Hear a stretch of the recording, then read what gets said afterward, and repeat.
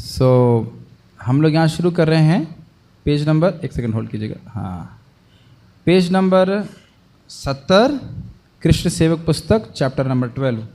इसमें आज का टाइटल है कृष्ण हमारे सच्चे मित्र हैं। कूलर ऑफ कर सकते हैं क्योंकि उसकी आवाज़ इसमें आएगी, डिस्टर्ब होगा। कूलर को ऑफ कीजिएगा, लेफ्ट वाला, हाँ जी, ओके। कृष्ण हमारे सच्चे मित्र हैं, ये टॉपिक क्यों बताया गया है आपको समझ में आना चाहिए। इससे पहले तक चर्चा हो रहा था कि सब कुछ कृष्ण की सेवा में लगना चाहिए। आप ये देख सकते हो कि इस जगत में हम अगर किसी को कुछ देते हैं तो उसका आधार संबंध होता है। अब अगर अपना लड़का बीमार हो तो व्यक्ति लाखों हजारों डॉलर खर्च कर देगा या रुपए खर्च कर देगा, लेकिन दुनिया में कितने लड़के बीमार घूम रहे हैं, उनके लिए कोई व्यक्ति कुछ खर्च नहीं करता है। फ़ैन की स्पीड को कम रखिए, कोई दिक्कत नहीं, थोड़ा कम रखिए, डिस्टर्ब नहीं होना चाहिए। यानी कि व्यक्ति के जितना हृदय में प्रेम होगा भगवान के प्रति, तभी वो भगवान के लिए कुछ करना चाहेगा, अन्यथा उसको वो बोझा लगेगा। जो हमने चर्चा किया था कि भगवान के लिए ही सब कुछ समर्पित करना चाहिए। वो समर्पण की भावना का आधार क्या है? प्रेम, या फिर संबंध का अनुभव करना कि कृष्ण मेरे सबसे अच्छे मित्र हैं और इसके लिए मुझे अपना जीवन, अपना धन उनको समर्पित करना है।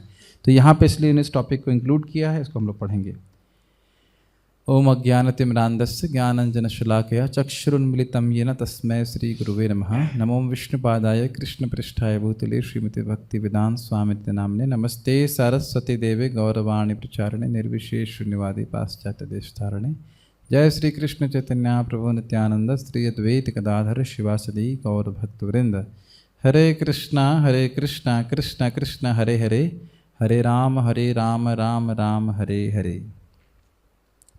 कृष्ण हमारे सच्चे मित्र हैं। भगवान श्री कृष्ण परम भोक्ता, स्वामी और परम मित्र हैं। वैदिक शास्त्रों के अनुसार जब हम एक शरीर त्याग कर दूसरे शरीर को ग्रहण करते हैं, तब भगवान कृष्ण परमात्मा के रूप में हमारे साथ साथ दूसरे शरीर में प्रवेश करते हैं।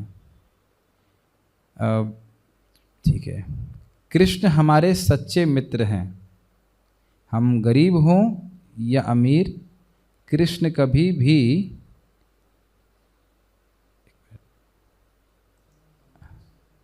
नहीं, वो तो है, मैं देख रहा हूँ आगे क्यों नहीं बढ़ रहा, हमारा साथ नहीं छोड़ते हैं। जबकि जब हम बहुत अमीर होते हैं तब हमारे बहुत सारे मित्र होते हैं, किंतु गरीब होने पर हमारे पास कोई नहीं आता है। किंतु कृष्ण ऐसे मित्र नहीं हैं। इससे पहले कि हम आगे जाएं, हम लोग इस पर थोड़ा चर्चा करेंगे कि ये मित्रता का ये डेफिनेशन ही है। सच्चा मित्र मतलब हर परिस्थिति में वो हमारा शुभ चिंतक हो। आप ये तो स्पष्ट देख रहे हैं कि इस जगत में जो भी भौतिक मित्रता होती है उसका आधार क्या होता है, आप बता सकते हैं? बोलिए, माइक पे बोलिए। यस, स्वार्थ। स्वार्थ मतलब अपनी इंद्रिय तृप्ति, और अगर इंद्रिय तृप्ति नहीं है तो कोई आधार नहीं। जैसे कि हमने देखा था कि घर में जो लोग शराब पीते थे, उनके पास उनके मित्र आते थे, कहते थे कि आज थोड़ा मूड कर रहा है कि नहीं। मतलब कहने का अर्थ है कि आज आप हमको शराब पिलाइए, कल आपको हम शराब पिलाएंगे, ऐसे करके।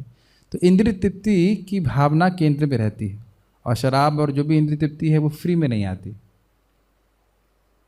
तो ये बहुत इंपॉर्टेंट बात है। जब लोगों के पास धन होता है तब वो समझ नहीं सकते हैं कि उनका सच्चा मित्र कौन है।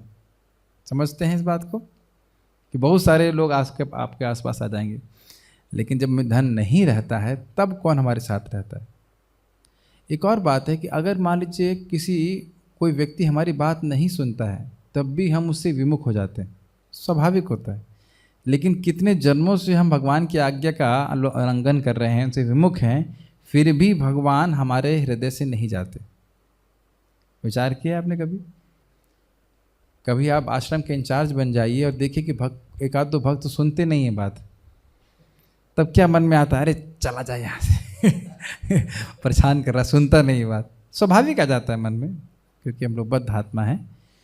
लेकिन भगवान की बात हम कब से नहीं सुन रहे हैं? कोई इसका लिस्ट है क्या?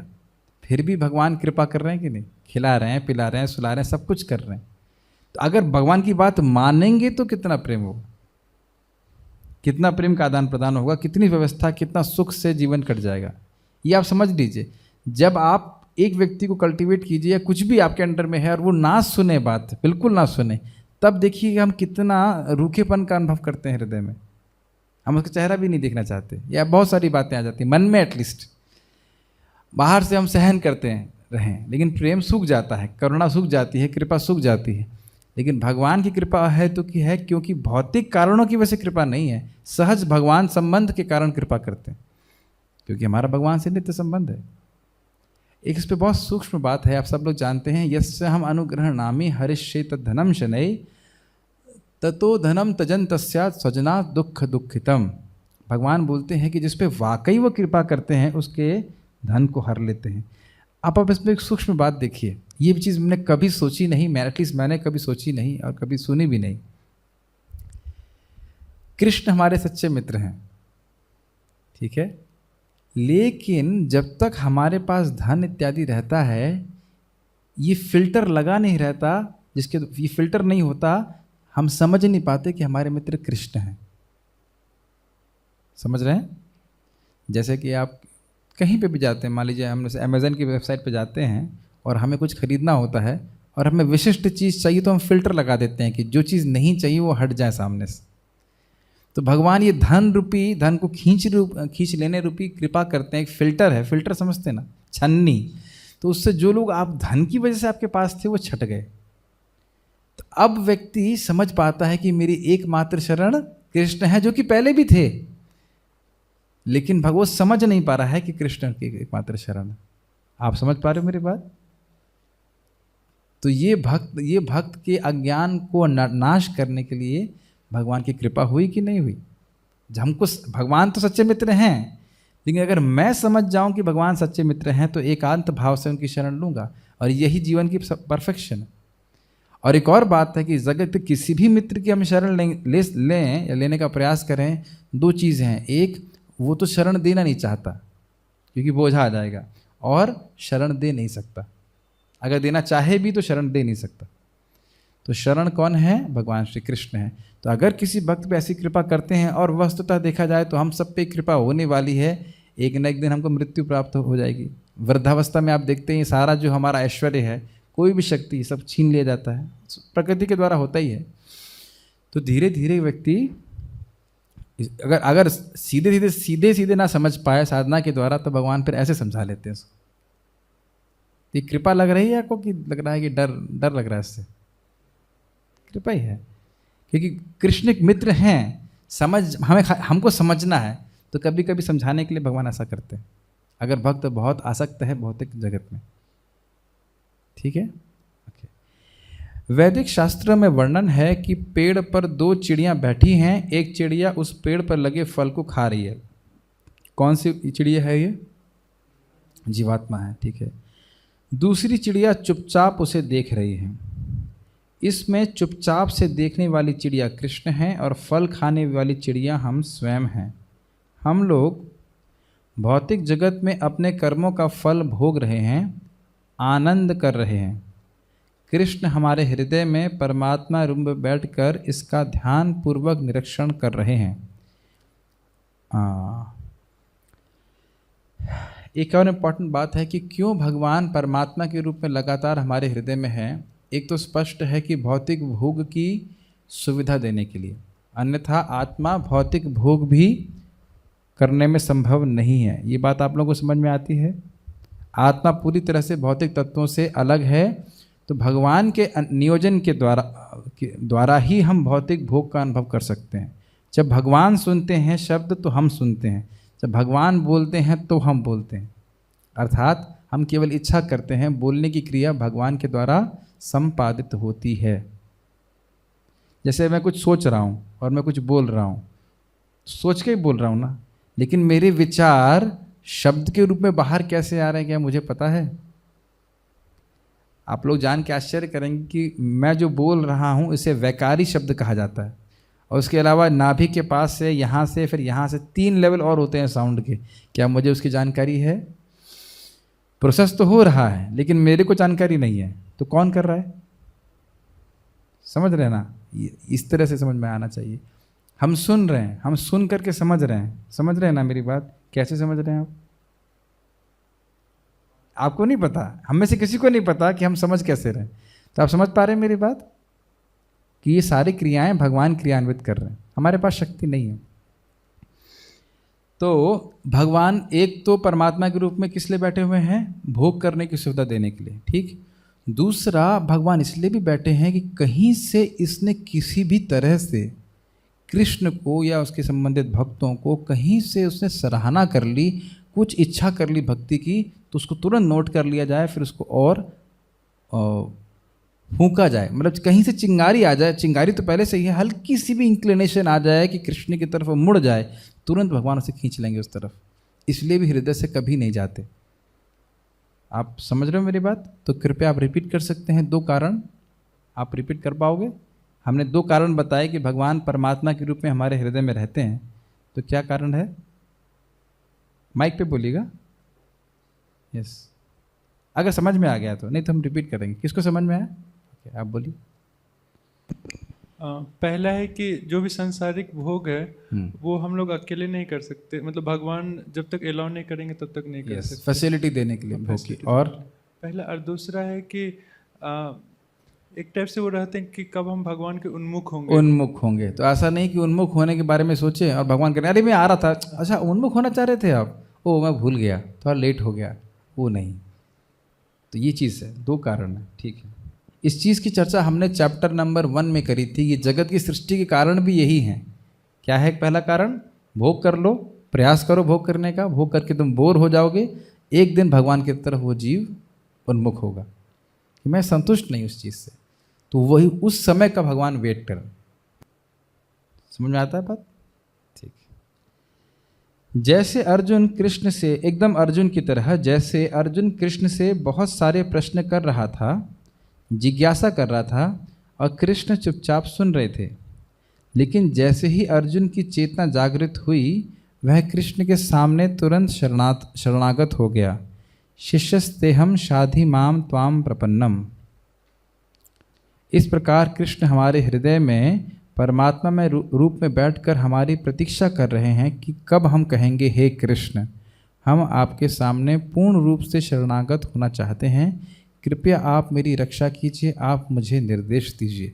बहुत ही अच्छा सेक्शन है। देखिए, इस चीज़ को तो आप सब जानते हैं। जब विभीषण जी भगवान श्री राम के सामने आए थे तो लोगों को डाउट हो रहा था कि ये एनिमी कैंप से आया है। तो कुछ लोग बोल रहे थे कि इसको बंदी बना लेना चाहिए था, कुछ लोग कहते हैं इसको मार देना चाहिए था। तो फिर भगवान श्री राम ने हनुमान जी से पूछा, तो हनुमान जी ने कहा कि हमें पहले देख लेना चाहिए, जांच करना चाहिए कि वाकई ये हमारे दूत हैं या क्या क्या कहते हैं, स्पाई को, जासूस हैं, या हमारे कैंप में आए हैं, या हमारी शरण में आए हैं।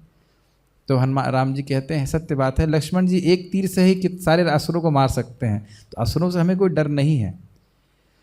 तो अगर ये जासूस होगा या असुर होगा तो हम उसको मार सकते हैं, लेकिन अगर ये मेरी शरण में आया है तो मैं निश्चित रूप से उसको शरण दूंगा।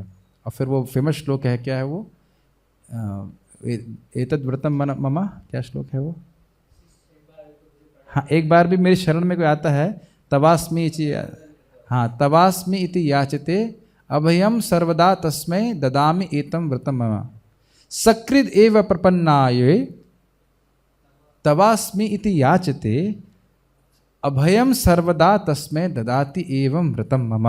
बहुत फेमस श्लोक है रामायण का। भगवान श्री राम जी कहते हैं इस संबंध में कि एक बार भी कोई आकर के प्रणाम करता है और कहता है भगवान मैं आपकी शरण में हूँ, तो शाश्वत काल के लिए उसको अभय मैं दूंगा, ये मेरा व्रत है। और आपको जानते होंगे भगवान का एक नाम है सत्यव्रत। सत्यव्रत मतलब अपनी व्रत से वो कभी टिकते नहीं हैं। तो ये तो हम लोगों को रोज मंगल आरती में प्रार्थना करना चाहिए, कृष्ण बलराम के सामने या गौर निताई के सामने या राधा श्याम सुंदर के सामने जा करके कि भगवान मैं आपका दास हूँ, आपकी शरण में आया हूँ, कृपया आप मुझे मेरी रक्षा कीजिए। मैं ये प्रार्थना रोज ही करता हूँ कि मुझे सच्चा भक्त बनने की शक्ति दीजिए। ये बहुत गहरी प्रार्थना है, ये मेरे गुरु महाराज की प्रार्थना है श्रीमती राधा रानी को। क्यों? सच्चा भक्त बनने में क्या दिक्कत है? बहुत सारी दिक्कत है। एक दिक्कत है हमारी इंद्रियाँ। हम प्रचार करते हैं कि ये स्टैंडर्ड हमको फॉलो करना चाहिए, और हम जानते हैं कि उस स्टैंडर्ड को फॉलो करने में केवल एक ही दिक्कत है कि हमारी इंद्रियां उस स्टैंडर्ड को फॉलो नहीं करना चाहती हैं हमेशा। सच्चा भक्त मतलब आचार आचरण और प्रचार में कोई अंतर नहीं होता है। ये बहुत मुश्किल है।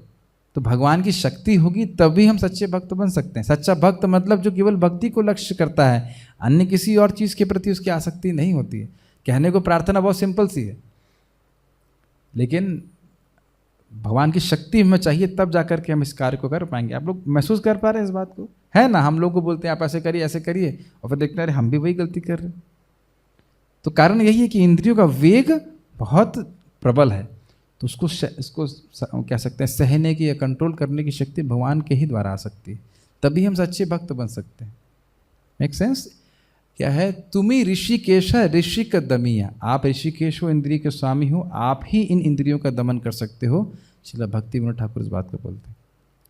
तो ये चीज़ बहुत इंपॉर्टेंट है, ये भाव रहना चाहिए कि मेरी रक्षा कीजिए। एक बार भक्त प्रार्थना करते हैं, भगवान कृपया मेरी भौतिक इच्छाओं से मेरी रक्षा कीजिए। बड़ा अच्छा था ये, क्योंकि भौतिक इच्छाओं के कारण फिर हम माया में चले जा सकते हैं। तो कृपया मुझको बुद्धि दीजिए कि मैं इन इच्छाओं को त्याग सकूं और आपकी शरण में आ सकूं। प्रश्न 6, कुछ बोलना चाहते हैं आप लोग यहाँ पे, कुछ कहना चाहते हैं समझ में? ओके।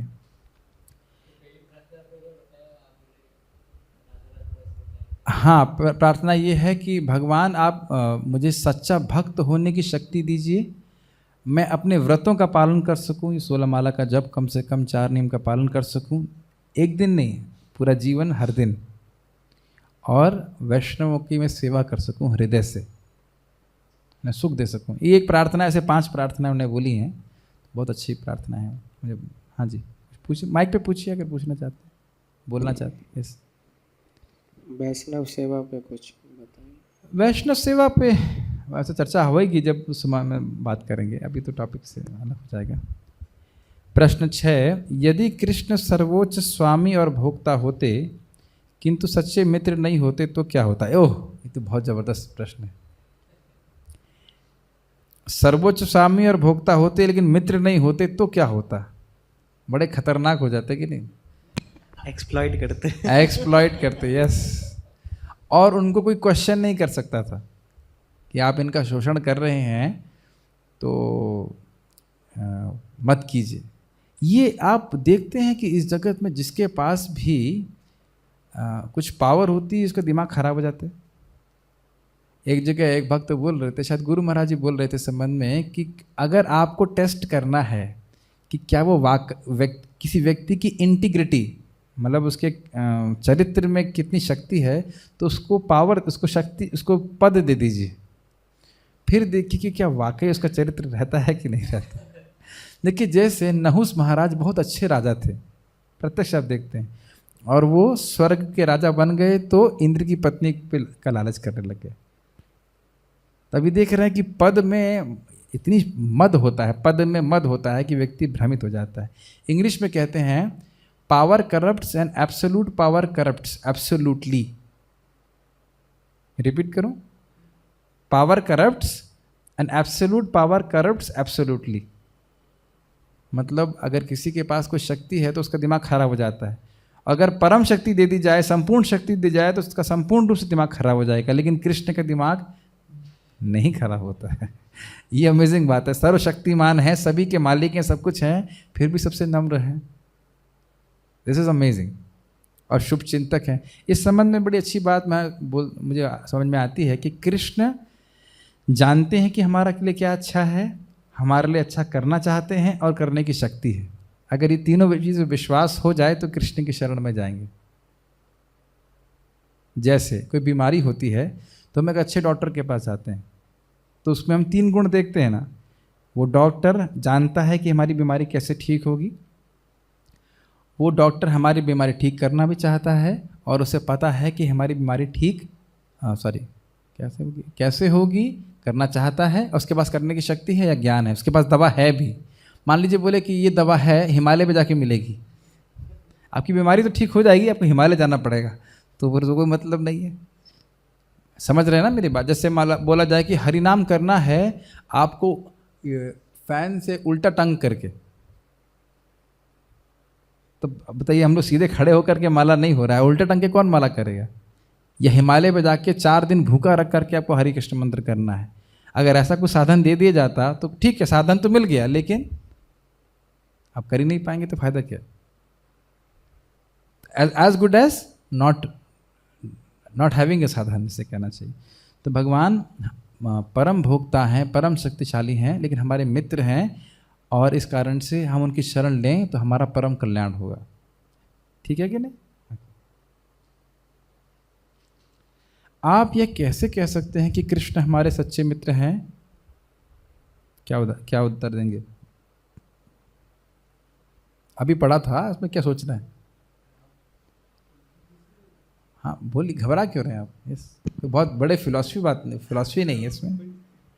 जैसे उनका शरण लेते हैं और मान लीजिए नहीं भी लेते तब भी वो हमारे हित ऐसे सभी में रहते, अनकंडीशनली हमेशा। और स्पष्ट कीजिए, सही बोल रहे हैं। जीव किसी भी योनि में जाए, चाहे सुअर बन के मल खाए और चाहे वो परमहंस बने, चाहे कुछ हो, भगवान उसके हृदय से जाते नहीं है। ये प्रमाण है स्पष्ट। ठीक है कि नहीं? भगवत गीता में कहते हैं, लेकिन इसमें लिखा है आप ये कैसे कह सकते हैं? शास्त्र के अनुसार क्या समझ में आया?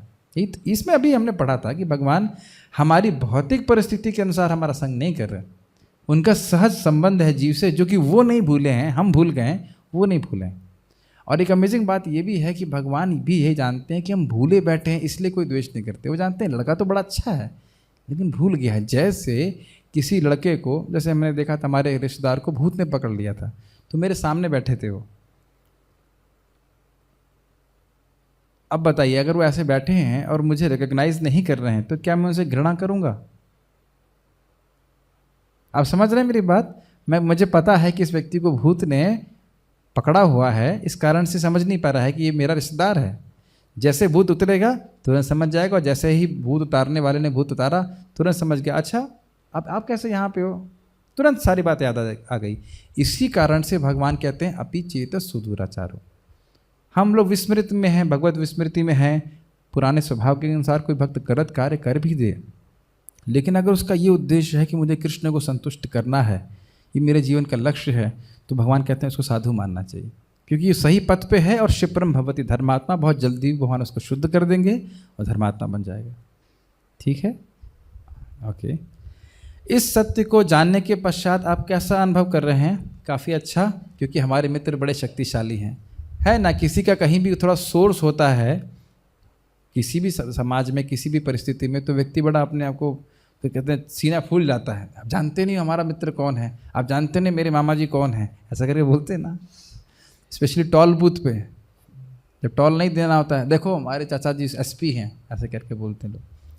तो सोर्स से बड़ा खुश होता है व्यक्ति। तो अगर जितनी मात्रा में हृदय में हम इस बात का अनुभव करेंगे कि कृष्ण हमारे मित्र हैं, अनुभव करेंगे, उतनी मात्रा में चिंता समाप्त हो जाती है। कृष्ण आप क्या, कृष्ण हमार गुरु त्राता जीव हईल गिरा नहीं, आमे कृष्ण दास कर ले ए विश्वास तो और कोई दुख नहीं।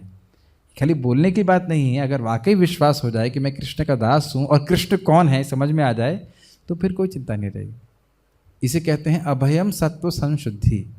जब चित्त सत्व अंतःकरण शुद्ध हो जाता है तो व्यक्ति के हृदय से सारे संशय नष्ट हो जाते हैं। ये भी संशय है, कृष्ण भगवान तो हैं लेकिन मेरे को क्यों ध्यान रखेंगे, तो ये संशय भी नष्ट हो जाता है जब हम अपने संबंध का अनुभव भगवान से करते हैं। जैसे कि प्राइम मिनिस्टर का लड़का जानता है कि मेरे पिता प्राइम मिनिस्टर हैं, बहुत सारे दायित्व हैं, लेकिन अगर मुझे बुखार आएगा तो वो ध्यान रखेंगे। मेक सेंस और नॉट? मैं उदाहरण की तरह बोल रहा हूँ। तो ये चीज़ है कि भगवान तो हैं भगवान, लेकिन वो व्यक्तिगत रूप से भी आदान प्रदान करते हैं जीवों से। ओके, श्रेष्ठ सामाजिक कार्य, ये नेक्स्ट पैराग्राफ है, पढ़िएगा उसको। हाँ हिंदी आपके पास चश्मा लेके आए आज? नहीं है, अच्छा आप पढ़ोगे। क्या नाम है प्रिंस प्रभु? श्रेष्ठ सामाजिक कार्य। जब तक मनुष्य यह सोचता रहता है कि वह भौतिक लाभ उठा सकता है, तब तक वह बद्ध जीवन में बना ही रहता है। किंतु ज्यों ही उसे चेत होता है तो उसमें ज्ञान उत्पन्न हो जाता है कि वह भोक्ता नहीं है, क्योंकि एकमात्र भोक्ता श्री भगवान है। जैसा कि भगवत गीता 5.29 में पुष्टि की गई है, वह ईश्वर समस्त यज्ञों तथा तपस्याओं के फल का लाभ उठाने वाला भोक्तारम यज्ञ तपसाम और तीनों लोकों का स्वामी सर्वलोक महेश्वरम। ये एक इम्पॉर्टेंट बात है कि ये श्लोक भोक्तराम यज्ञ तपसाम सर्वलोक महेश्वरम सुहृदम सर्वभूतानाम ज्ञात्वा माम शांति पृच्छति, ये बहुत इंटरेस्टिंग है। भोक्ताराम यज्ञ तपसाम, यज्ञ कहाँ से उत्पन्न होता है? यज्ञ उत्पन्न होता है क्रियाओं से। यज्ञ कर्म समुद्भवम, समझ में आ रहा है? क्रियाओं, कुछ क्रिया करते हैं उससे यज्ञ होता है। तो यानी कि यज्ञों का उद्देश्य विष्णु को संतुष्ट करना है। अगर ये चीज़ व्यक्ति को समझ में आना चाहिए। अब आप देखिए, लोग इस जगत में बहुत सारी क्रिया कर रहे हैं कि नहीं, लेकिन उद्देश्य क्या होता है? भोक्ताराम यज्ञ अहम, मैं जितनी भी क्रियाएं कर रहा हूं उनका भोक्ता मैं हूं। ये घर किसके लिए बना रहा हूं? अपने लिए। ये पत्नी किसकी है? मेरी पत्नी। बच्चे किसके हैं? मेरे हैं। ये बोलते भी हैं, तुम मेरे लड़के हो, तुमको मैंने जन्म दिया है, तुम मेरी बात क्यों नहीं मान रहे हो? तुम भगवान की भक्ति क्यों कर रहे हो? ऐसी बातें स्पष्ट लोग बोलते हैं। या फिर जो तुम मेरी पत्नी हो, तुम मेरी सेवा करनी चाहिए, तुम कृष्ण की सेवा क्यों कर रही हो? ठीक है, आपकी सेवा करना चाहिए, लेकिन जब करने से क्या दिक्कत है भाई? अगर आपकी पत्नी 2 घंटा टीवी देखती है तो कोई दिक्कत नहीं है, लेकिन 2 घंटा अगर जब करती है तो बड़ी दिक्कत है।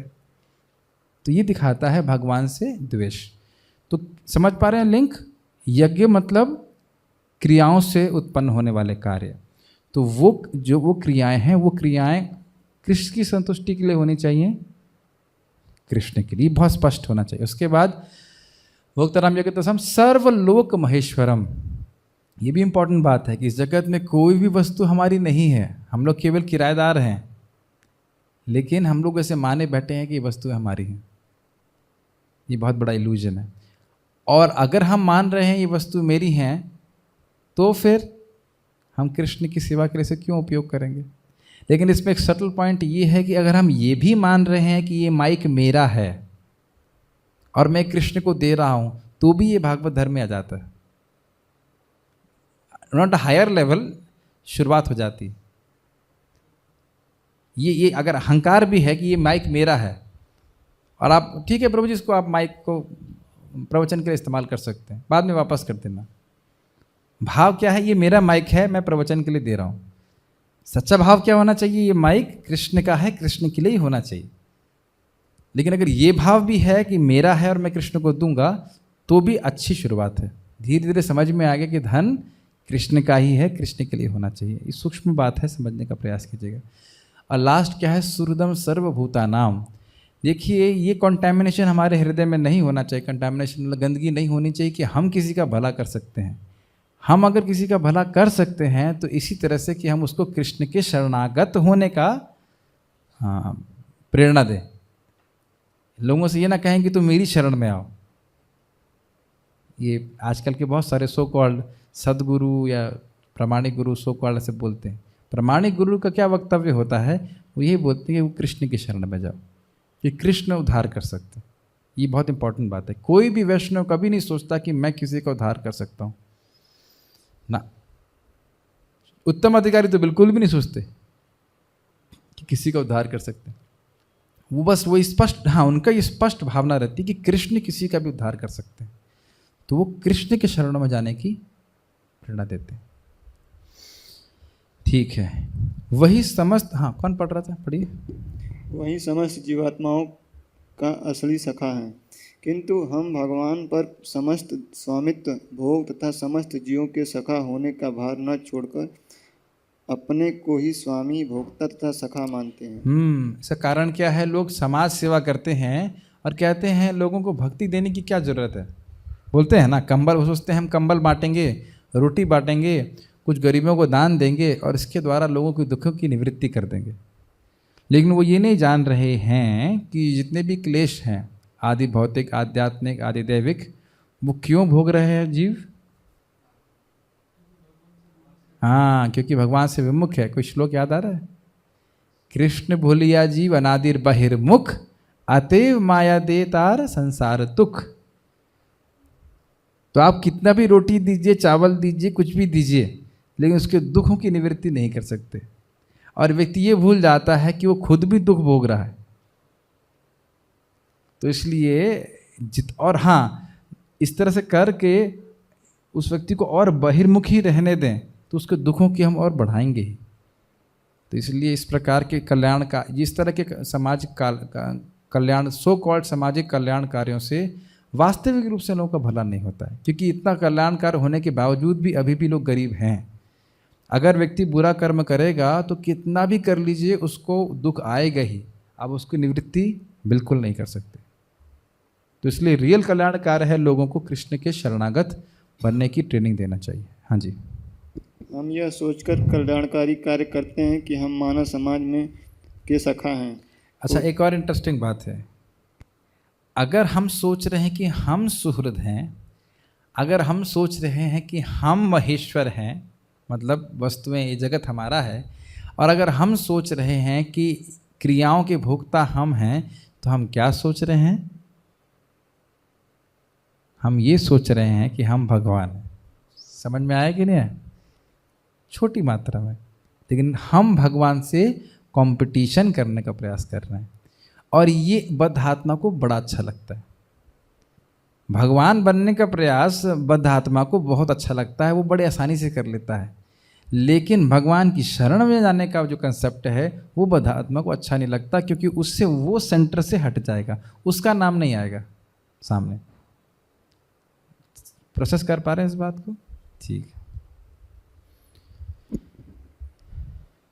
कोई अपने को भले ही उत्तम राष्ट्रीय कार्यकर्ता, जनता तथा देश का श्रेष्ठतम मित्र कह ले, किंतु वह किसी का श्रेष्ठतम मित्र नहीं हो सकता।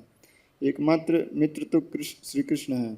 हमें चाहिए कि हम बद्ध जीव की चेतना को इस स्तर तक उठा दें कि वह यह समझने लगे कि कृष्ण उसका वास्तविक मित्र है। हाँ, ये इम्पॉर्टेंट है। देखिए, जब आप किसी को बोलेंगे तो ऐसा नहीं है कि वो तुरंत समझ लेंगे। प्रायः लोगों के लिए एक थ्योरी रहता है, इसलिए लोगों को साधना भक्ति में नियोजित करने का प्रशिक्षण देना पड़ेगा। जब लोग हरे कृष्ण मंत्र जप करेंगे, कृष्ण की सेवा करेंगे और सुनते भी जाएंगे, तब ये बातें धीरे धीरे करके हृदय में जाती हैं। जैसे आप समझ लीजिए, कभी कभी पानी छानने के लिए गांव में पहले एक सिस्टम रहता है जिसमें पहले कंकड़ होते हैं, फिर उसके बाद चारकोल होता है, उसके बाद बालू होती है, तो पानी छन छन करके फिर नीचे जाता है। ऐसे ही एक आपको लग रहा है कि सभी लोग सामान्य रूप से सुन रहे हैं, लेकिन उस आत्मा के ऊपर कितने आवरण हैं उस पर निर्भर करता है कि उस बात को कितना समझ पा रहा है।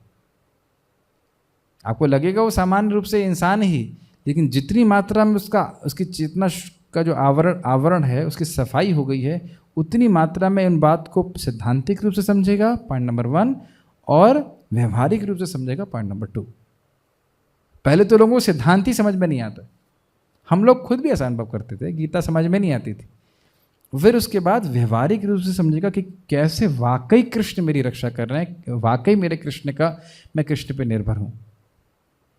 तो ये इस चीज़, तो क्या करना है आप लोगों को? उनको चेतना को ऊपर उठाने के लिए हरे कृष्ण मंत्र का जप करवाना होगा। प्रभुपाद जी इसको चैतन्य चरितामृत में बोलते हैं, जो लोग कृष्ण के शरणागत नहीं हो सकते हैं, कम से कम वो लोग हरे कृष्ण मंत्र तो जप कर सकते हैं। और प्राय आप लोगों को बोलिए तो क्या बोलते हैं, आप इससे करिए आपका मन शांत होगा। कृष्ण के शरणागत होंगे ये हम नहीं बताते, क्योंकि उनको मतलब भी नहीं कृष्ण के शरण जानना है नहीं जानना, वो खाली मन की शांति चाहते हैं। लेकिन जब धीरे धीरे सुनते हैं, चेतना ऊपर उठती है, तो फिर वो मतलब भगवान के शरणागत होने की इच्छा भी करते हैं। यस, यदि वह कृष्ण से मित्रता स्थापित करता है तो उसे कोई कभी धोखा नहीं दे सकता, और उसे यह सारी वंचित सहायता मिलती रहेगी। ये बहुत बड़ी बात है। परम पूज्य सच्चिदानंद महाराज मुझे बता रहे थे कि अगर हम ये विश्वास कर लें कि हम कृष्ण के दास हैं, तो हम पूरी तरह से चिंता से मुक्त हो जाएंगे, अपनी आध्यात्मिक प्रगति की चिंता से भी मुक्त हो जाएंगे। मैं कैसे प्रगति करूँगा, कृष्ण की कृपा से करूँगा। और कृपा करेंगे कृष्ण, क्योंकि हम उनके अंश हैं, हम उनकी सेवा कर रहे हैं। मैं साधन भक्ति कर रहा हूँ तो कृष्ण की कृपा मुझको मिलेगी ही। इसे कहते हैं आशाबंध। तो ये आशा भक्त को रहनी चाहिए, नहीं तो भक्ति कैसे करेगा। और कृष्ण जब चाहेंगे तो सब कुछ एक झटके में हो सकता है, ये ध्यान देना चाहिए। चैतन्य महाप्रभु जब चाहेंगे तो सब कुछ हो जाएगा, जो भी हमारे लिए आवश्यक है। और इस बात को भगवान गीता में बोलते हैं, भजताम प्रीति, क्या है वो, एवं सतत युक्ता ये भजताम प्रीति पूर्वकम, यही है श्लोक। एवं से शुरू होता है, एवं सतत युक्ता ये नहीं, लेकिन इसमें शब्द यही आ रहा है, तेषाम नहीं, हाँ, तेषाम सतत युक्ता नाम, तेषाम सतत युक्ता नाम भजताम प्रीत पूर्वकम ददामि बुद्धि योगम तम ये न माम उपयांति ते। तो आप ये देखेंगे कि भक्त के अंदर विद्वता हो या नहीं हो से मतलब नहीं है, उसका ये संकल्प होना चाहिए, उसका ये अभ्यास होना चाहिए कि वो लगातार कृष्ण के प्रति प्रीतिपूर्वक भजन करे। ये बहुत इंपॉर्टेंट बात है, क्योंकि ये दिव्य ज्ञान हृदय में प्रकाशित होता है। और आप देखेंगे कि सदगुरु, प्रामाणिक गुरु इसी चीज़ की ट्रेनिंग एक भक्त को देते हैं, कैसे वो विभिन्न प्रकार से, अलग अलग प्रकार से प्रीति से भगवान कृष्ण का भजन कर सके। प्रारंभ में प्रीति कृष्ण से नहीं होती है, गुरु से होती है, गुरु को प्रसन्न करने के लिए करते हैं, लेकिन फिर भगवान प्रसन्न होते हैं हृदय में, और वो उसको हृदय में रिवील करते हैं कि किस प्रकार से मैं भी प्रसन्न हो रहा हूँ आपकी इस सेवा से। This can not be understood simply philosophically, उसे करना पड़ता है तब समझ में आता है। ओके, पढ़िए। इस बद्ध जीव में इस चेतना को उत्पन्न करना सबसे बड़ी सेवा है। यस, सबसे बड़ी सेवा है किसी जीव में भगवान कृष्ण के प्रति श्रद्धा को उत्पन्न करना, और वो श्रद्धा कन्वेंशनल नहीं, शास्त्रीय होनी चाहिए। कन्वेंशनल मतलब अरे कृष्ण तो भगवान हैं ही, हम सब जानते हैं बचपन से, ये लौकिक श्रद्धा है। लेकिन शास्त्र के अनुसार कृष्ण कौन है और कृष्ण की सेवा कैसे करनी चाहिए, ये सिखाया अगर आपने एक भी जीव को, तो ये बहुत बड़ी सेवा है। बहुत बड़ी सेवा नहीं है, सबसे बड़ी सेवा है कृष्ण की। कौन सी श्रद्धा उत्पन्न करनी है? शास्त्रीय श्रद्धा, शास्त्रों से उपदेश करना है। प्रभुपाद जी स्पष्ट बोलते हैं, चाहे गुरु हो चाहे वो साधु हो, शास्त्र से बोलना चाहिए उनको। ये बहुत इंपॉर्टेंट बात है। तो आप कहेंगे शास्त्र तो हैं, तो फिर आपको उपदेश करने की क्या ज़रूरत है? क्योंकि जो नया व्यक्ति है वो शास्त्र को समझ नहीं सकता है। हम भी जब नए थे तो हम समझ नहीं पाते थे, तो सीनियर भक्तों से सुनते सुनते शुद्ध होते होते अब समझ में आता है। तो यानी कि अगर आपको सबसे बड़ी सेवा करनी है तो क्या आपको बहुत मेहनत नहीं करनी पड़ेगी? भाई जैसे मान लीजिए आपको चपरासी का एग्ज़ाम क्वालिफाई करना है तो वो आसान है, लेकिन अगर आपको IAS का एग्ज़ाम क्वालिफाई करना है तो मेहनत है उसके लिए ना। तो हमारी क्या मेहनत है? 16 माला का जप अच्छे से करें और 4 नियमों का पालन कठोरता से करें, स्ट्रिक्टली, तब हमारी चेतना शुद्ध होगी। भक्त प्रभुपाद जी की पुस्तकों को पढ़ें, नियमित रूप से साधना करें, तब हम इन चीज़ों को समझ पाएंगे और दूसरों को बताने में सक्षम हो पाएंगे। उनके हृदय तक हमारी बात पहुंच पाएगी अगर इस प्रकार से हम करते हैं। प्रभुपाद जी स्पष्ट रूप से उसको लिखते हैं कि कोई व्यक्ति नियमों का पालन करता है तभी वो कृष्ण के प्रचारक की सर्वोत्कृष्ट स्थिति तक पहुंचने में सक्षम हो पाएगा। तो ये सारी चीज़ें केवल अपनी प्रगति के लिए ही नहीं करते हैं, दूसरों की मदद करने के लिए भी करते हैं। जैसे कोई आर्मी का व्यक्ति, आपने देखा होगा जब कहीं वो होता है, फ्लड आता है, फ्लड को हिंदी में क्या बोलते हैं, बाढ़ आती है, तो लोग डूब रहे होते हैं, तो आर्मी के आर्मी के जवान जाके बचाते हैं। तो जवान के पास भी जवान शक्ति होती कि बुढ़े लोग जाते हैं बचाने के लिए। आर्मी का जवान मतलब उसके पास भी शक्ति है ना, तो अब वो खुद भी तैरना जानता है, लटक लटक के जैसे भी करने के लिए जाए, तो उसका अभ्यास पहले से किया रहता है ना। ऐसा तो नहीं है कि उसके पास खुद के पास ही शक्ति नहीं तो दूसरे को क्या बचाएगा। तो हमें खुद भी स्पिरिचुअली नरिश रहना चाहिए, साधना अच्छी करनी चाहिए, और इस साधना के बल के द्वारा दूसरों पे उपकार भी करना चाहिए। प्रभुपाद जी स्पष्ट बोलते हैं, जो कोई 16 माला का जप करते हैं कम से कम, और 16 और 4 नियमों का पालन करते हैं, वो कहीं भी प्रचार करेंगे लोग प्रभावित होंगे। तो हमें प्रयास करना चाहिए कि हम लोग दृढ़ता से भक्ति का पालन करें ताकि दूसरों की मदद कर सकें, है ना। आप देख सकते हो आर्मी के जवान कितना स्ट्रिक्टली फॉलो करते हैं। तो इसको अपने पे बोझ ना मान करके मानना चाहिए कि ये मेरी ट्रेनिंग है जिसके द्वारा मैं दूसरों की मदद कर सकता हूँ, क्योंकि वास्तविक रूप से ये हमारा जीवन दूसरों की सेवा के लिए ही है। दूसरों की सेवा के लिए, अर्थात कृष्ण के संबंध में। Make sense? ठीक है।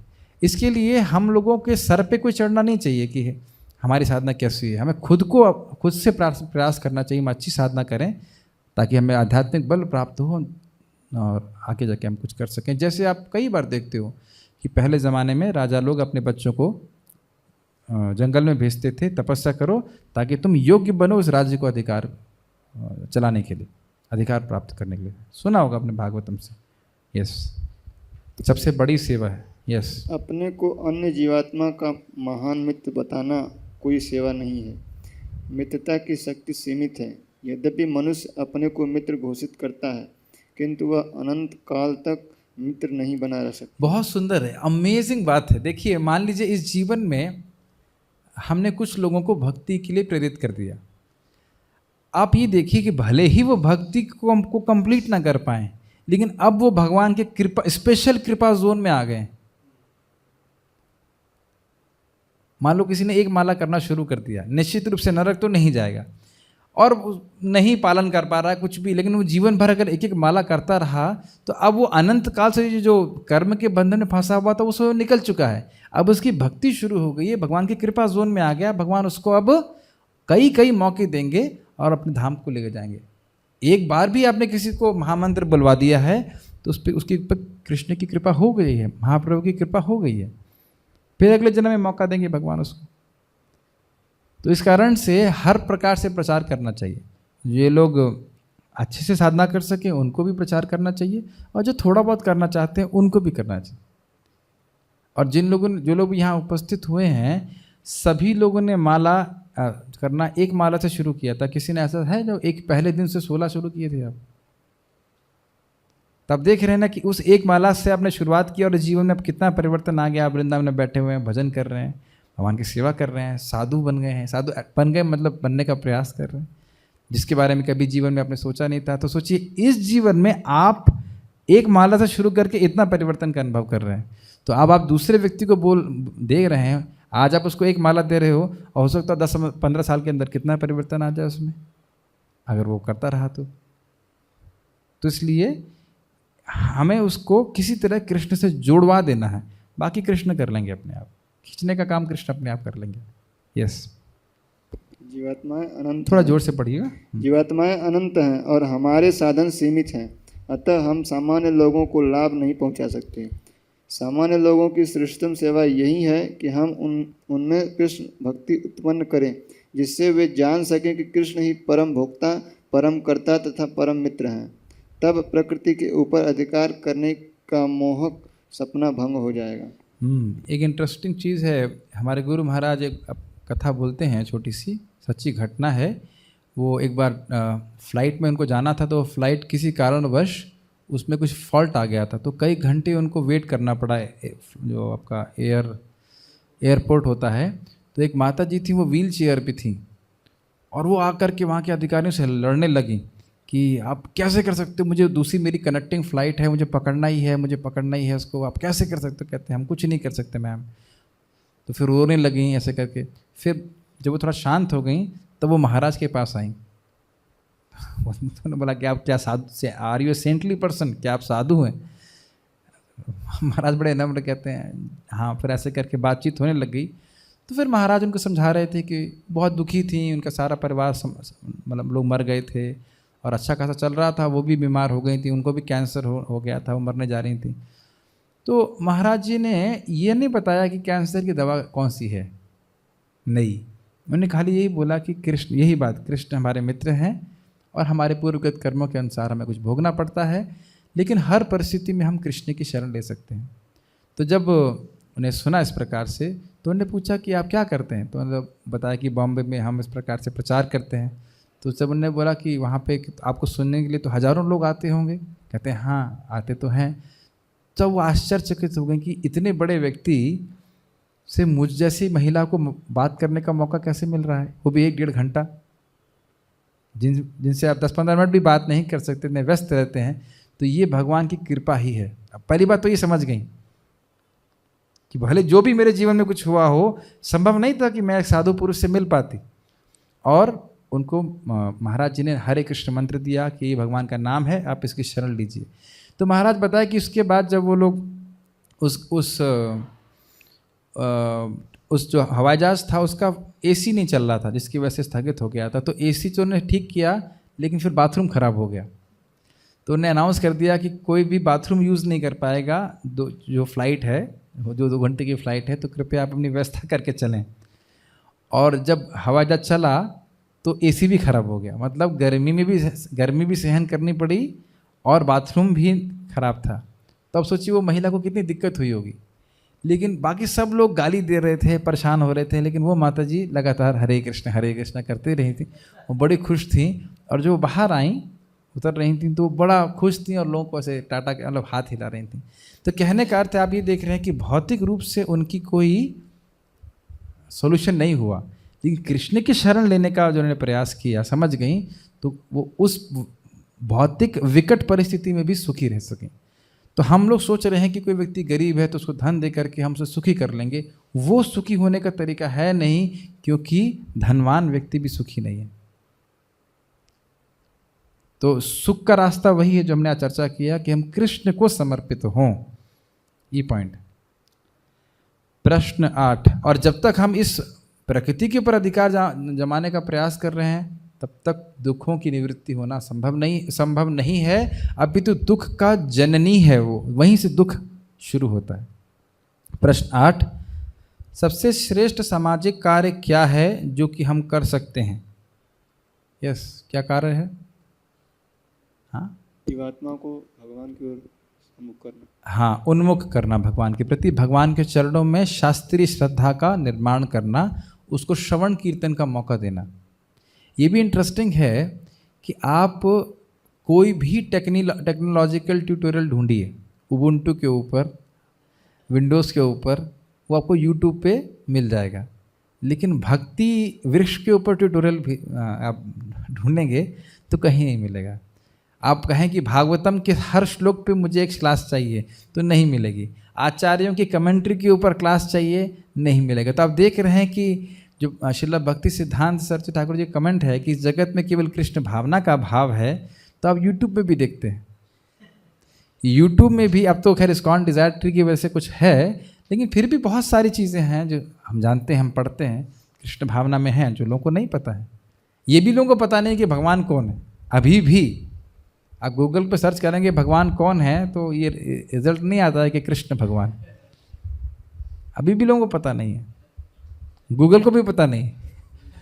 गूगल को सब कुछ पता है, लेकिन ये नहीं पता है कि कृष्ण भगवान है। कितना अमेजिंग है ना। ये दिखाता है कि कृष्ण जो है वो प्रकृति के परे हैं, बाकी सब कुछ गूगल जानता है। ठीक है, तो ये बताना एक जीव का कार्य है। इस संबंध में चैतन्य चरितामृत में कथा आती, कथा लंबी नहीं बता रहा हूँ, सिंपल सी बात है कि एक लड़का गरीब था, तो एक ब्राह्मण आए और उन्हें बोला कि आपके पिता आपके लिए बहुत बड़ी संपत्ति छोड़ के गए हैं, तो कृपया आप उत्तर दिशा में जाइए तो आपको मिल जाएगा। आप पूर्व दिशा में जाएंगे तो ये दिक्कत होगी, दक्षिण में जाएंगे तो ये दिक्कत होगी, और पश्चिम में जाएंगे तो ये दिक्कत होगी। अर्थात ज्ञान को अपनाओगे तो दिक्कत होगी, कर्म को अपनाओगे तो दिक्कत होगी, योग को अपनाओगे दिक्कत होगी, भक्ति करोगे तो तुम्हें भगवान की प्राप्ति हो जाएगी। तो भले ही वो व्यक्ति, ये संबंध तत्व को बताने की बात है, भले ही व्यक्ति को खुद मेहनत करनी है, लेकिन जब वो सुन लेता है कि अच्छा मुझे इस दिशा में जाना है और ये करना है, जब वो खोदना चालू करेगा तो बड़ी जल्दी उसको भक्ति की प्राप्ति, भगवान की प्राप्ति हो जाएगी। तो ये प्रचारकों का कर्तव्य है कि लोगों को संबंध तत्व के बारे में बताएं। हम कौन हैं, भगवान कौन है, कृष्ण, और भगवान से हमारा क्या संबंध है और उसको हम कैसे जागृत कर सकते हैं, ये सब का बताना होता है। प्रश्न 9, हम भोग करने की प्रवृत्ति, स्वामित्व की प्रवृत्ति तथा कृष्ण की जगह स्वयं को सबका परम मित्र मानने की प्रवृत्ति को कैसे दूर कर सकते हैं? इतना आपको डाउट है क्या? माइक पे क्यों नहीं बोलते? भगवान की शरण लेके, भगवान की शरण लेकर के, हाँ, शास्त्र को सुन करके, भक्तों के संग में, भक्ति के प्रोसेस के द्वारा। यस, संग में। ठीक है। निष्कर्ष, हमेशा प्रसन्न रहने के लिए यह सूत्र हमेशा याद रखना चाहिए कि कृष्ण ही सर्वोच्च स्वामी और परम भोक्ता हैं। कितना बचा है इसमें मुझे पता नहीं, लास्ट पैराग्राफ है क्या? हाँ, निष्कर्ष है। एक पैराग्राफ और है। हमेशा प्रसन्न रहने के लिए सूत्र हमेशा याद रखना चाहिए कि कृष्ण ही सर्वोच्च स्वामी और परम भोक्ता हैं और हमारे सच्चे साथी हैं। जो व्यक्ति इस रहस्य को समझ लेता है वह हमेशा शांत चित्त और प्रसन्न रहता है। ये भी बहुत सूक्ष्म बात है। क्यों? अगर वाकई विश्वास है तो हर परिस्थिति कृष्ण के द्वारा नियोजित है। यस, और कृष्ण मेरे मित्र हैं, तो यानी हर परिस्थिति मेरे लिए अच्छी है। स्वीकार करना मुश्किल होता है, लेकिन और समझ पाना भी मुश्किल होता है। और इसका अर्थ ये नहीं है कि हम गुरु वैष्णवों से कुछ कहते हैं परामर्श ना लें। मान लीजिए बुखार हो गया, हाँ तो अच्छा है, ठीक है ना। दृष्टिकोण और व्यवहार में अंतर होता है। व्यवहार में हम दवा लेते हैं, सब कुछ लेते हैं, लेकिन ये व्यक्ति का दृष्टिकोण होता है कि मुझे बहुत बड़ी बीमारी आनी थी, केवल थोड़ा सा बुखार आया। ये पहले से समझ लीजिएगा, तो वो अशांत परेशान नहीं होगा। नहीं तो सब नहीं समझ पाएगा तो सोचेगा अरे मैं हरे कृष्ण कर रहा हूँ, मेरे को जुकाम कैसे हो गया। समझ गए? प्रश्न 10, शांति प्राप्त करने के लिए 3 तरीके क्या हैं? क्या समझना है हमको? क्या बताया यहाँ पे? कृष्ण भोक्ता हैं, कृष्ण महेश्वर हैं और कृष्ण सुहृद हमारे मित्र हैं। महेश्वर का एक और अर्थ है कंट्रोलर, महान ईश्वर, सब कुछ उनके कंट्रोल में है। ऐसा कुछ नहीं है कि आपके संग जो भी हो रहा है वो बाई चांस हो रहा है। स्पेशली भक्त होने के बाद तो बिल्कुल भी नहीं। प्रचार संदेश को हम एक बार पढ़ेंगे। कौन पढ़ना चाहते, पढ़ सकेंगे? आप पढ़ लोगे हिंदी? संतोष कृष्ण प्रभु हिंदी पढ़ते हैं, पढ़िए, माइक पे पढ़िए। मानव जीवन में इस साक्षात्कार के निमित्त है, नहीं, किंतु ये प्रचार संदेश हेडिंग को पढ़िए। कृष्ण भावनामृत आंदोलन, यह जगत दावानल की अग्नि के समान है जो कभी नहीं बुझ सकती। बहुत अमेजिंग है, ये अमेजिंग है। आप विचार कीजिए कि कोई व्यक्ति एक बहुत बड़ा तवा है और जो बहुत बड़ी अग्नि से तप रहा है और सारे लोग उसके ऊपर बैठे हुए डांस कर रहे हैं, हरे कृष्णा नहीं। तो क्या सोल्यूशन है? कंबल दे करके वो अग्नि को रोक देंगे आप? ये बात है। वो जो 3 ताप है ना, वही समझ लीजिए 3 अग्नि के हैं। अग्नि का मुख है, नीचे से जलती रहेगी कॉन्स्टेंटली। तो तवे की तरह लोग जल रहे हैं। तो ये हमारी शक्ति नहीं है कि कुछ एडजस्ट करके उनकी गर्मी निकल जाए। जैसे एडजस्टमेंट का तरीका होता है, जैसे कभी आप मंदिर में देखेंगे, जब आपको कभी मंदिर की जो फर्श होती है वो गर्म होती है, तब क्या करते हैं, एक पैर रखते हैं, वो थोड़ा गर्म रखता है तो उछल करके दूसरा पैर रखते हैं, फिर उछल करके दूसरा पैर रखते हैं। मतलब समझ रहे हैं? एडजस्ट करने का प्रयास कर रहे हैं उस जलन में, लेकिन जलन नहीं कम हो रही है। इसको अनुभव हुआ है कि नहीं हुआ है? ठीक है, तो ये नहीं होने वाला। यस, पढ़िए। हाँ, जोर से पढ़िएगा थोड़ा सा। हाँ। मानव जीवन इस साक्षात्कार के निमित्त है, किंतु दुर्भाग्यवश भौतिकवादी सभ्यता शरीर की इंद्रियों पर जोर देती है, शरीर के भीतर की प्राण शक्ति को समझने पर नहीं। जैसा कि भगवत गीता में स्पष्ट कहा गया है, देहिनो अस्मिन यथा देहे, शरीर के भीतर शरीर का स्वामी प्राण शक्ति है जो अधिक महत्वपूर्ण है। किंतु मानव समाज इतना पतित हो चुका है कि शरीर के भीतर की प्राण शक्ति को न समझकर मनुष्य बाहरी वस्तुओं में व्यस्त रहता है। और इस बारे में अच्छा बोला गया है कि कोई व्यक्ति अगर पूर्व दिशा में जा रहा है तो उसे पश्चिम की वस्तु कैसे प्राप्त होगी? सिंपल सी बात है। तो कोई व्यक्ति अगर बाहर की तरफ उसकी इंद्रियां उन्मुख हैं तो वो कृष्ण को कैसे प्राप्त कर पाएगा? और यही पूरे समाज की रीति है। आज मैं कुछ लोगों को प्रचार कर रहा था तो वो बोले हमारे उनके बच्चे की भक्ति में रुचि है, तो हर चीज़ लिमिट में करो। पहली बात तो ये बोलते हैं, हर चीज़ लिमिट में करो, भक्ति करो लेकिन लिमिट में करो, मेन काम तो पढ़ना है। फिर मैंने उनसे पूछा कि पढ़ने का उद्देश्य क्या है, तो कि वो भी एजुकेशन में है। बोली हाँ, चरित्र का निर्माण और ये सब। हमने कहा अच्छा, हफ्ते में कितने पीरियड होते हैं मॉरल साइंस के? कितने? 2। तो अगर एजुकेशन का एकमात्र उद्देश्य चरित्र निर्माण है तो केवल 2 ही पीरियड होने चाहिए हफ्ते में। कम से कम 1 पीरियड रोज तो होना ही चाहिए। मैथ्स फिजिक्स केमिस्ट्री पढ़ने से क्या चरित्र का निर्माण होता है? नहीं होता। जिस कॉलेज में हम पढ़े हैं हम देखते थे किस प्रकार से, आपने भी देखा होगा कि जो क्लासरूम है, क्लासरूम के जस्ट बाहर प्रोफेसर सिगरेट पीते थे, सिगरेट नीचे डाल फेंक के आते थे, उसके बाद क्लास देते थे। ऐसा आपने देखा है? आपके यहाँ होता था? एक दो बार हमने तो देखा है इस प्रकार से। तो यानी फिजिक्स केमिस्ट्री के ज्ञान से अगर चरित्र निर्माण होता तो ये सारे प्रोफेसर सिगरेट क्यों पी रहे हैं? इन्हें तो बहुत अच्छे से पता है, एक्सपर्ट हैं इसमें। तो यानी चरित्र निर्माण कुछ नैतिक शिक्षा हो, मॉरल साइंस हो तब हो। और वो टीचर भी क्या उन शिक्षाओं का पालन कर रहा है? जो व्यक्ति मॉरल साइंस दे रहा है वो भी केवल उसको एक क्या कहते हैं, उसको फॉर्मेलिटी के लिए दे रहा है, उसमें कोई विश्वास नहीं है उसका। तो इस कारण से उसके स्टूडेंट्स पर भी कोई प्रभाव नहीं पड़ता। तो आप देख रहे हैं कि वाकई जो एजुकेशन का उद्देश्य होना चाहिए, चरित्र निर्माण, उस पर कोई ध्यान नहीं है। ध्यान किस चीज़ के ऊपर है? बाहरी वस्तुओं को कैसे हम भोग कर सकते हैं, बस यही एजुकेशन का उद्देश्य है आजकल के एजुकेशन का। और एक भी आश्चर्य की बात है, आज से 200 साल पहले ये एजुकेशन नहीं थी। और आश्चर्य की बात है, आप लोग जान के आश्चर्य होगा कि लोग जी रहे थे और बढ़िया से जी रहे थे और बढ़िया से खा रहे थे, उनको घी दूध की कोई कमी नहीं थी। अब हमारी कंडीशनिंग ये हो गई है कि जब तक हम ये एजुकेशन नहीं प्राप्त करेंगे हम जी ही नहीं पाएंगे। तो हम ये नहीं सोचते कि आज से 200 साल पहले लोग कैसे जीते थे जब बिजली नहीं थी, है ना? कहते हैं अजीब सी बात, इसे कहते हैं कंडीशनिंग हो जाना। आगे पढ़िए। मानव कर्तव्यों में यह एक त्रुटि है, इसलिए कृष्ण भावनामृत आंदोलन के गर्भ में नहीं, इसलिए कृष्ण ने आपने हाँ, इसलिए कृष्ण ने कृष्ण भावनामृत आंदोलन के गर्भ में जन्म या शरण ले रखी है। इसलिए कंस जैसे लोग अत्यंत भयभीत हैं और इस आंदोलन को विशेष रूप से पश्चिमी देशों में रोकने के लिए लगे हुए हैं। एक राजनीतिज्ञ ने तो यहाँ तक कहा है कि कृष्ण भावनामृत आंदोलन महामारी की तरह फैल रहा है और यदि इसे तुरंत नहीं रोका गया तो यह 10 वर्षों में सरकारी शक्ति को हथिया सकता है। इस संबंध में मेरा एक रिफ्लेक्शन है कि जब भगवान कृष्ण माता देवकी के गर्भ से प्रकट हुए थे तो किसी को भी अंदाज़ा नहीं था कि इनका एक मिशन है, और मिशन है परित्राणाय साधूनां विनाशाय च दुष्कृताम्।